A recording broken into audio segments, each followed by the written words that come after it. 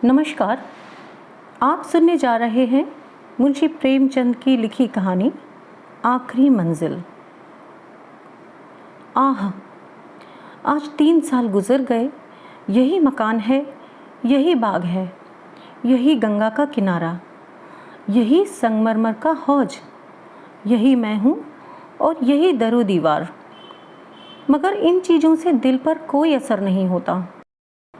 वह नशा जो गंगा की सुहानी और हवा के दिलकश झोंकों से दिल पर छा जाता था, उस नशे के लिए अब जी तरस तरस के रह जाता है। अब वह दिल नहीं रहा। वह युवती जो जिंदगी का सहारा थी, अब इस दुनिया में नहीं है। मोहिनी ने बड़ा आकर्षक रूप पाया था। उसके सौंदर्य में एक आश्चर्यजनक बात थी। उसे प्यार करना मुश्किल था। वह पूजने योग्य थी। उसके चेहरे पर हमेशा एक बड़ी लुभावनी आत्मिकता की दीप्ति रहती थी। उसकी आंखें, जिनमें लाज और गंभीरता और पवित्रता का नशा था, प्रेम का स्रोत थीं। उसकी एक एक चितवन, एक एक क्रिया, एक एक बात उसके हृदय की पवित्रता और सच्चाई का असर दिल पर पैदा करती थी। अब वह अपनी शर्मीली आंखों से मेरी ओर ताकती तो उसका आकर्षण और उसकी गर्मी मेरे दिल में एक ज्वार भाटा सा पैदा कर देती थी। उसकी आंखों में आत्मिक भावों की किरणें निकलती थीं, मगर उसके होठ प्रेम की बानी से अपरिचित थे। उसने कभी इशारे से भी उस अथाह प्रेम को व्यक्त नहीं किया, जिसकी लहरों में वह खुद तिनके की तरह बह जाती थी। उसके प्रेम की कोई सीमा न थी। वह प्रेम जिसका लक्ष्य मिलन है, प्रेम नहीं वासना है। मोहिनी का प्रेम वह प्रेम था जो मिलन में भी वियोग के मजे लेता है। मुझे खूब याद है, एक बार जब उसी हौज के किनारे चांदनी रात में मेरी प्रेम भरी बातों से विभोर होकर उसने कहा था, आह। वह आवाज़ आज भी मेरे हृदय में अंकित है। मिलन प्रेम का आदि है, अंत नहीं। प्रेम की समस्या पर इससे ज़्यादा शानदार, इससे ज़्यादा ऊंचा ख्याल कभी मेरी नज़र में नहीं गुजरा। वह प्रेम जो चितवनों से पैदा होता है और वियोग में भी हरा भरा रहता है, वह वासना के एक झोंके को भी बर्दाश्त नहीं कर सकता। संभव है कि यह मेरी आत्मस्तुति हो, मगर वह प्रेम जो मेरी कमज़ोरियों के बावजूद मोहिनी को मुझसे था, उसका एक कतरा भी मुझे बेसुध करने के लिए काफ़ी था। मेरा हृदय इतना विशाल ही न था। मुझे आश्चर्य होता था कि मुझ में वह कौन सा गुण था जिसने मोहिनी को मेरे प्रति प्रेम में विवल कर दिया था। सौंदर्य, आचरण की पवित्रता, मर्दानगी का जौहर, यही वह गुण हैं जिन पर मोहब्बत निछावर होती है। मगर मैं इनमें से एक पर भी गर्व नहीं कर सकता था। शायद मेरी कमज़ोरियां ही उस प्रेम की तड़प का कारण थीं। मोहिनी में वह अदाएं न थीं जिन पर रंगीली तबीयतें फिदा हो जाया करती हैं। तिरछी चितवन, रूप गर्व की मस्ती भरी हुई आंखें, दिल को मोह लेने वाली मुस्कुराहट, चंचल वाणी, उनमें से कोई चीज़ यहाँ न थी। मगर जिस तरह चाँद की मध्यम सुहानी रोशनी में कभी कभी फुहारें पड़ने लगती हैं, उसी तरह निश्चल प्रेम में उसके चेहरे पर एक मुस्कुराहट कौंध जाती और आंखें नम हो जाती। यह अदा न थी, सच्चे भावों की तस्वीर थी जो मेरे हृदय में पवित्र प्रेम की खलबली पैदा कर देती थी। शाम का वक्त था। दिन और रात गले मिल रहे थे। आसमान पर मतवाली घटाएं छाई हुई थीं और मैं मोहिनी के साथ उसी हौज के किनारे बैठा हुआ था। ठंडी ठंडी बयार और मस्त घटाएं हृदय के किसी कोने में सोते हुए प्रेम के भाव को जगा दिया करती हैं। वह मतवालापन जो उस वक्त हमारे दिलों पर छाया हुआ था, उस पर मैं हजारों होशमंदियों को कुर्बान कर सकता हूँ। ऐसा मालूम होता था कि उस मस्ती के आलम में हमारे दिल बेताब होकर आंखों में टपक पड़ेंगे। आज मोहिनी की जवान भी संयम की बेड़ियों से मुक्त हो गई थी। और उसकी प्रेम में डूबी हुई बातों से मेरी आत्मा को जीवन मिल रहा था। एकाएक मोहिनी ने चौंक कर गंगा की तरफ देखा। हमारे दिलों की तरह उस वक्त गंगा भी उमड़ी हुई थी। पानी की उस उद्विग्न उठती गिरती सतह पर एक दिया बहता हुआ चला जाता था और उसका चमकता हुआ अक्स थिरकता और नाचता एक पुच्छल तारे की तरह पानी को आलोकित कर रहा था। आह, उस नन्ही सी जान की क्या बिसात थी। कागज़ के चंद पुर्जे, बांस की चंद तीलियाँ, मिट्टी का एक दिया कि जैसे किसी की अतृप्त लालसाओं की समाधि थी, जिस पर किसी दुख बांटने वाले ने तरस खाकर एक दिया जला दिया था। मगर वह नन्ही सी जान, जिसके अस्तित्व का कोई ठिकाना न था, उसे अथाह सागर में उछलती हुई लहरों से टकराती, भंवरों से हिलकोरे खाती, शोर करती हुई लहरों को रौंदती चली जाती थी। शायद जल देवियों ने उसकी निर्बलता पर तरस खाकर उसे अपने अंचलों में छुपा लिया था। जब तक वह दिया झिलमिलाता और टिमटिमाता हमदर्द लहरों से झकोरे लेता दिखाई दिया। मोहिनी टकटकी लगाए खोई सी उसकी तरफ ताकती रही। जब वह आंख से ओझल हो गया तो वह बेचैनी से उठ खड़ी हुई और बोली, मैं किनारे पर जाकर उस दिए को देखूंगी। जिस तरह हलवाई की मनभावन पुकार सुनकर बच्चा घर से बाहर निकल पड़ता है और चाव भरी आंखों से देखता और अधीर आवाज़ों से पुकारता उस नेमत के थाल की तरफ दौड़ता है, उसी जोश और चाव के साथ मोहिनी नदी के किनारे चली।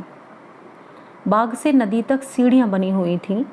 हम दोनों तेजी के साथ नीचे उतरे और किनारे पहुँचते ही मोहिनी ने खुशी के मारे उछलकर जोर से कहा, अभी है, देखो वह निकल गया। वह बच्चों का सा उत्साह और उद्विग्न अधीरता जो मोहिनी के चेहरे पर उस समय थी, मुझे कभी न भूलेगी। मेरे दिल में सवाल पैदा हुआ, उस दिए से ऐसा हार्दिक संबंध, ऐसी विवलता क्यों? मुझ जैसा कवित्व शून्य व्यक्ति उस पहेली को जरा सा भी न बूझ सका। मेरे हृदय में आशंकाएं पैदा हुईं। अंधेरी रात है, घटाएं उमड़ी हुई, नदी बाढ़ पर, हवा तेज, यहाँ इस वक्त ठहरना ठीक नहीं। मगर मोहिनी, वह चाव भरे भोलेपन की तस्वीर, उसी दिए की तरफ आंखें लगाए चुपचाप खड़ी थी और वह उदास दिया जो हिलता मचलता चला जाता था, न जाने कहाँ किस देश। मगर थोड़ी देर के बाद वह दिया आंखों से ओझल हो गया। मोहिनी ने निराश स्वर में पूछा, गया? बुझ गया होगा। और इसके पहले कि मैं जवाब दूं, वह उस ढोंगी के पास चली गई जिस पर बैठकर हम कभी कभी नदी की सैरें किया करते थे, और प्यार से मेरे गले लिपट कर बोली, मैं उस दिए को देखने जाऊंगी कि वह कहाँ जा रहा है, किस देश को। यह कहते कहते मोहिनी ने नाव की रस्सी खोल ली। जिस तरह पेड़ों की डालियाँ तूफान के झोंकों से झंकोले खाती हैं, उसी तरह यह ढोंगी डांवाडोल हो रही थी। नदी का वह डरावना विस्तार, लहरों की वह भयानक छलांगे, पानी की वह गरजती हुई आवाज़, इस खौफनाक अंधेरे में इस ढोंगी का बेड़ा क्यों कर पार होगा? मेरा दिल बैठ गया। क्या उस अभागे की तलाश में यह किश्ती भी डूबेगी? मगर मोहिनी का दिल उस वक्त उसके बस में न था।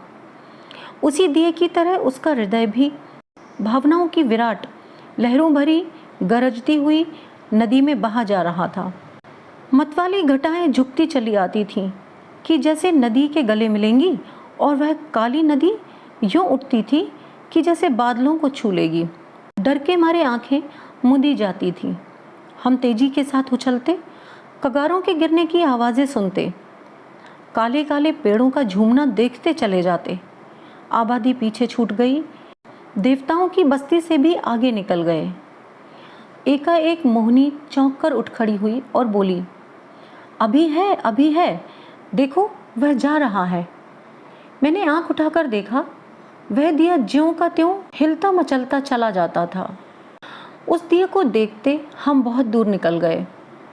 मोहिनी ने यह राग अलापना शुरू किया, मैं साजन से मिलन चली।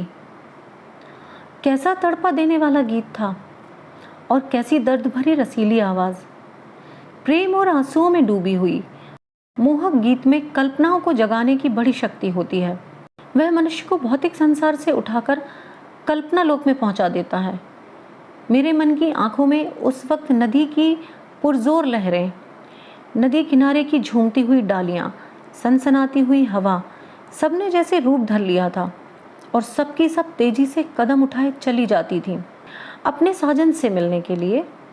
उत्कंठा और प्रेम में झूमती हुई ए युवती की धुंधली सपने जैसी तस्वीर हवा में, लहरों में और पेड़ों के झुरमुट में चली जाती दिखाई देती और कहती थी, साजन से मिलने के लिए। इस गीत ने सारे दृश्य पर उत्कंठा का जादू फूंक दिया। मैं साजन से मिलन चली, साजन बसत कौन सी नगरी, मैं बौरी बन जानूं, ना मोहे आस मिलन की, उससे ऐसी प्रीत भली, मैं साजन से मिलन चली। मोहिनी खामोश हुई तो चारों तरफ सन्नाटा छाया हुआ था और उस सन्नाटे में एक बहुत मध्यम, रसीला, स्वप्निल स्वर क्षितिज के उस पार से या नदी के नीचे से या हवाओं के झोंकों के साथ आता हुआ मन के कानों को सुनाई देता था, मैं साजन से मिलन चली। मैं इस गीत से इतना प्रभावित हुआ कि ज़रा देर के लिए मुझे ख्याल न रहा कि कहाँ हूँ और कहाँ जा रहा हूँ। दिल और दिमाग में वही राग गूंज रहा था। अचानक मोहिनी ने कहा, उस दिए को देखो। मैंने दिए की तरफ देखा। उसकी रोशनी मंद हो गई थी और आयु की पूंजी खत्म हो गई थी। आखिर वह एक बार जरा भपका और बुझ गया। जिस तरह पानी की बूंद नदी में गिरकर गायब हो जाती है, उसी तरह अंधेरों के फैलाव में उस दिए की हस्ती गायब हो गई। मोहिनी ने धीमे से कहा, अब नहीं दिखाई देता, बुझ गया। यह कहकर उसने एक ठंडी सांस ली। दर्द उमड़, आंसुओं से गला फंस गया। जबान से सिर्फ इतना निकला, क्या यही उसकी आखिरी मंजिल थी? और आंखों से आंसू गिरने लगे। मेरी आंखों के सामने से पर्दा हट गया। मोहिनी की बेचैनी और उत्कंठ, अधीरता और उदासी का रहस्य समझ में आ गया और बरबस मेरी आंखों से भी आंसू की चंद बूंदें टपक पड़ी। क्या उस शोर भरे खतरनाक तूफानी सफ़र की यही आखिरी मंजिल थी? दूसरे दिन मोहिनी उठी तो उसका चेहरा पीला था। उसे रात भर नींद नहीं आई थी। वह कवि स्वभाव की स्त्री थी। रात की इस घटना ने उसके दर्द भरे भावुक हृदय पर बहुत असर पैदा किया था। हंसी उसके होठों पर यूं ही बहुत कम आती थी। हाँ, चेहरा खिला रहता था। आज से वह हंसमुखपन भी विदा हो गया। हरदम चेहरे पर एक उदासी सी छाई रहती और बातें ऐसी जिनमें हृदय छलनी होता था और रोना आता था। मैं उसके दिल को इन ख्यालों से दूर रखने के लिए कई बार हंसने वाले किस्से लाता, मगर उसने उन्हें खोलकर भी ना देखा। हाँ, जब मैं घर पर ना होता तो वह कवि की रचनाएं देखा करती, मगर इसलिए नहीं कि उनके पढ़ने से कोई आनंद मिलता था, बल्कि इसलिए कि उसे रोने के लिए ख्याल मिल जाता था। और वह कविताएं जो उस ज़माने में उसने लिखी, दिल को पिघला देने वाले दर्द भरे गीत हैं। कौन ऐसा व्यक्ति है जो उन्हें पढ़कर अपने आंसू रोक लेगा? वह कभी कभी अपनी कविताएं मुझे सुनाती और जब मैं दर्द में डूबकर उसकी प्रशंसा करता तो मुझे उसकी आंखों में आत्मा के उल्लास का नशा दिखाई पड़ता। हंसी दिल लगी और रंगीनी मुमकिन है कुछ लोगों के दिलों पर असर पैदा कर सकें, मगर वह कौन सा दिल है जो दर्द के भावों से पिघल न जाएगा? एक रोज़ हम दोनों इसी बाग की सैर कर रहे थे।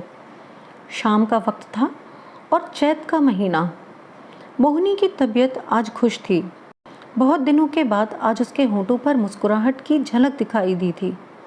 जब शाम हो गई और पूरनमासी का चांद गंगा की गोद से निकलकर ऊपर उठा तो हम इसी हौज के किनारे बैठ गए। यह मौल सिरियों की कतार और यह हौज मोहिनी की यादगार हैं। चांदनी में बिसात आई और चौपड़ होने लगी। आज तबीयत की ताजगी ने उसके रूप को चमका दिया था और उसकी मोहक चपलताएं मुझे मतवाला किए देती थीं। मैं कई बाजियां खेला और हर बार हारा। हारने में जो मज़ा था वह जीतने में कहाँ। हल्की सी मस्ती में जो मज़ा है वह छकने और मतवाला होने में नहीं। चांदनी खूब छिटकी हुई थी। एकाएक मोहिनी ने गंगा की तरफ देखा और मुझसे बोली, वह उस पर कैसी रोशनी नज़र आ रही है। मैंने भी निगाह दौड़ाई। चिता की आग जल रही थी, लेकिन मैंने टालकर कहा, माँ जी खाना पका रहे हैं। मोहिनी को विश्वास नहीं हुआ। उसके चेहरे पर एक उदास मुस्कुराहट दिखाई दी और आंखें नम हो गईं। ऐसे दुख देने वाले दृश्य उसके भावुक और दर्दमंद दिल पर वही असर करते थे जो लू की लपट फूलों के साथ करती है। थोड़ी देर तक वह मौन निश्चला बैठी रही, फिर शोक भरे स्वर में बोली, अपनी आखिरी मंजिल पर पहुंच गया।